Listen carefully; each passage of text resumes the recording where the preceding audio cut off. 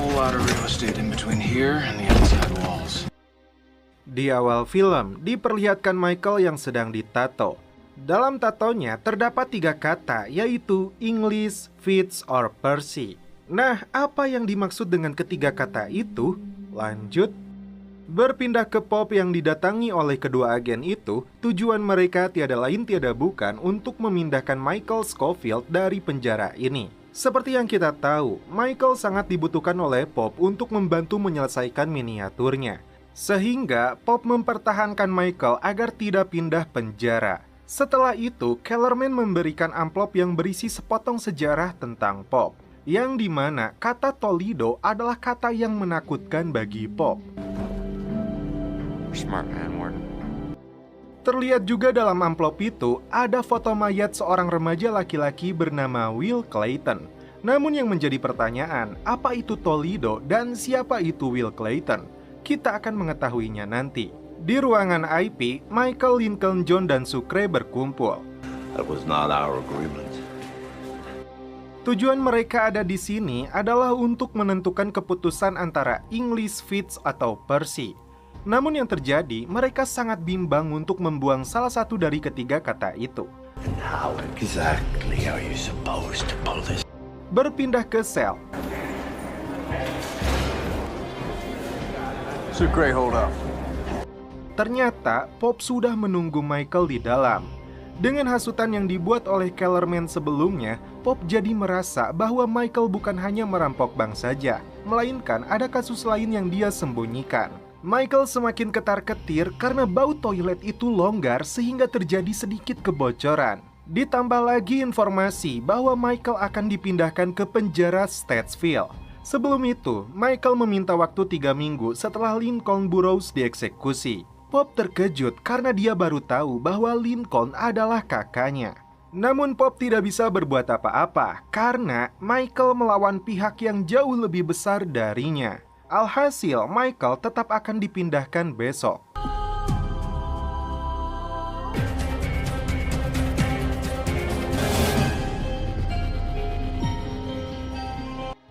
Di keesokan harinya, Pop kembali melihat isi amplop tersebut. Sepertinya Pop mengenali wajah remaja lelaki itu.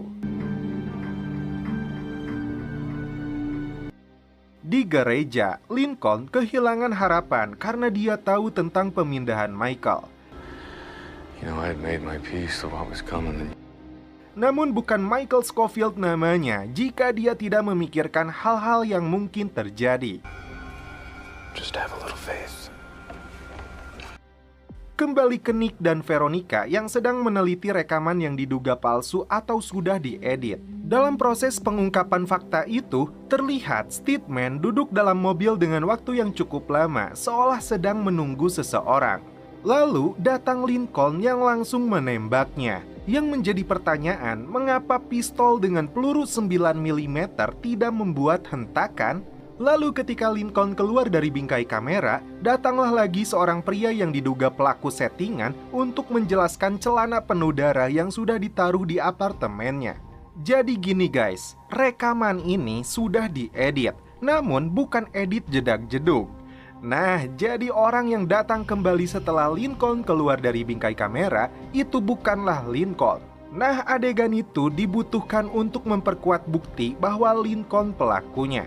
Veronica berkata, lalu bagaimana membuktikan bahwa rekaman ini adalah editan?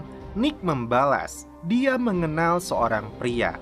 Scene berpindah ke penjara. Saat jam makan tiba, John menghampiri Michael karena telah mendengar gosip yang beredar tentang pemindahan Michael ke penjara lain. Michael berkata kepada John, dia butuh kunci saat kepala penjara pergi pukul 5 sore. Setelah itu, dia duduk bersama D.B. Cooper. Michael meminta informasi dari D.B. Cooper untuk mencegah proses pemindahan narapidana. Kenapa D.B. Cooper? Karena Michael tahu dia sudah mendekam dalam penjara ini selama 30 tahun. Menurut D.B. Cooper, Michael harus mengajukan mosi yang disebut putusan sela. Karena dengan mosi itu, seseorang bisa mengklaim hampir semua hak konstitusionalnya. Bisa tentang masalah lingkungan, alergi, atau religius. Nah, karena mosi itu juga, seseorang tidak bisa dipindahkan hingga pengadilan mendengarnya. Pada saat Dokter Sarah akan melakukan pemeriksaan terhadap Lincoln, dia mendengar informasi bahwa Michael dan Lincoln adalah kakak adik. Tak lama kemudian, Pop mendapat mosi dari Michael. Walaupun mosi itu ditolak, menurut aturan akan butuh 30 hari untuk memprosesnya. Itu artinya Michael bisa melanjutkan rencana pelariannya. Dengan sat-sat, Michael langsung memulai kembali aksinya. Dia akan masuk ke dalam lubang toilet itu. Karena lampu sel masih menyala, Sucre menutupinya dengan cucian mereka. Di lapangan penjara terjadi sedikit kericuhan. Dan itu adalah akal-akalan John untuk menduplikat kunci yang ada pada salah satu sipir.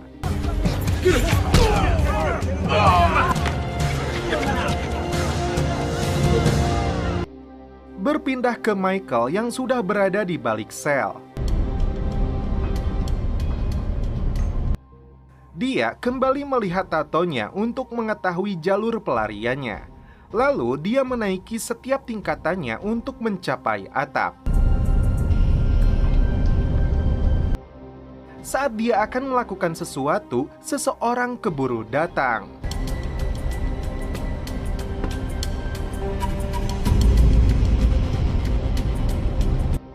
Sucre di selnya sangat panik karena Michael pergi terlalu lama. Orang yang masuk itu ternyata adalah teknisi yang ingin Woodbury. Michael bersembunyi tepat di atas kepala teknisi itu. Dengan santuinya, si babe ini menghisap rokok tersebut. Apakah dia Thomas Shelby? Lanjut. Beruntung, Michael dapat kembali ke selnya tanpa diketahui siapapun. Di selnya, anak buah John mengisi cetakan kunci menggunakan bahan plastik yang dilelehkan. Kembali ke Veronica dan Nick yang menemui seseorang yang ahli dalam bidangnya. Menurutnya, rekaman itu sangat bersih dan tidak ditemukan bekas editan. Akan tetapi, ketika adegan Lincoln menembak, disitulah pria ini mendengar ada kejanggalan dalam audionya. Those levels should be dancing. I mean, a room that size would give you...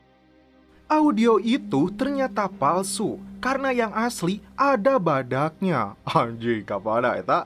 Lanjut. Jadi menurut pria ini, audio itu seharusnya bergelombang dan bergema. Kesimpulannya, audio itu direkam di tempat yang berbeda. Sebelum dirinya bersaksi, pria ini ingin melihat rekaman aslinya. Beralih lagi ke Michael yang ditanyai oleh Pop tentang mosinya yang berisi alergi sinusitis kronis atau infeksi bakteri. Mengenai pemindahan Michael, Pop beralasan kendali lalu lintas. Tak lama, waktu menunjukkan pukul 5 sore. Waktunya Pop untuk pergi. Namun, Michael tidak bisa meninggalkan ruangan itu karena lem penopang miniaturnya belum kering. Di depan ruangan, sipir dan sekretaris Pop malah bercinta. Kebetulan sekali karena hal itu, Michael akan memanfaatkan situasi. Di sisi lain, John juga akan melakukan tugasnya. Sesampainya di rumah, Pop kedatangan tamu yang tiada lain tiada bukan adalah Kellerman dan Daniel. Kembali ke John yang berhasil menciptakan kunci duplikat ruangan Pop. Setelah itu, dengan raut muka full senyum, Michael bergabung dengan napi lainnya. Terungkap di sini, ternyata Toledo adalah sebuah nama daerah. Nah, di Toledo lah Pop mempunyai anak dari selingkuhannya. Nah, anak itu bernama Will Clayton yang ditemukan telah tewas. Yang menjadi pertanyaan, apakah tewasnya Will ada kaitannya dengan Pop? Karena ancaman itu, Kellerman menegaskan untuk segera menghilangkan berkas Michael Scofield. Do everything you can to hold on to this one. I will. Alhasil, mosi itu dilenyapkan oleh Pop. Kembali ke penjara, Lincoln didatangi oleh Sarah untuk diperiksa keadaannya.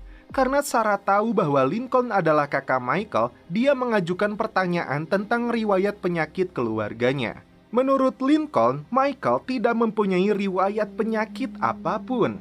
Di sini Lincoln sangat tegang karena dia tahu penyakit Michael adalah settingan. Dari mulut Lincoln terungkap masa lalu Michael, bahwasanya dia ditelantarkan seumur hidupnya.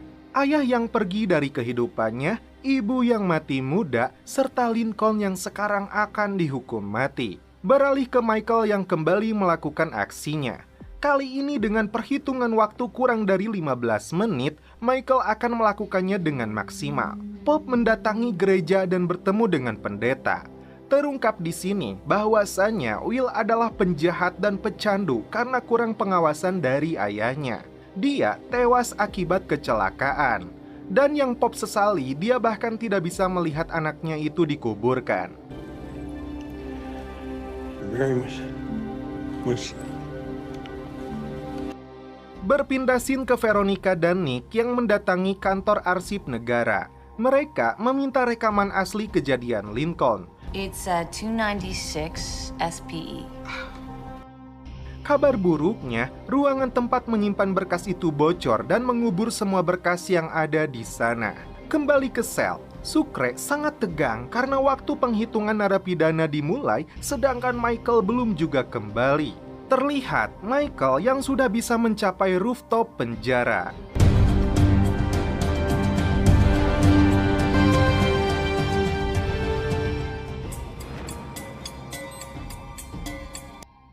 Bellick yang melakukan penghitungan menemukan Michael tidak ada di selnya. Schofield. We got a runner! Semua lampu penjara dinyalakan. Status siaga diberlakukan. Adegan pun sangat menegangkan. Ketika Bellick bertanya kepada Sucre tentang keberadaan Michael, sipir yang menjaga ruangan kepala penjara berkata, dia ada dalam ruangan. Namun ketika dicek kembali, Michael tidak terlihat. Sementara itu, disinilah Michael akan mengetahui jalan mana yang akan digunakan ketika status siaga diberlakukan dan berapa waktu yang diperlukan untuk pelariannya. Terlihat banyak polisi yang datang melalui jalan Inggris dan jalan Percy, sedangkan Fitz terlihat sepi.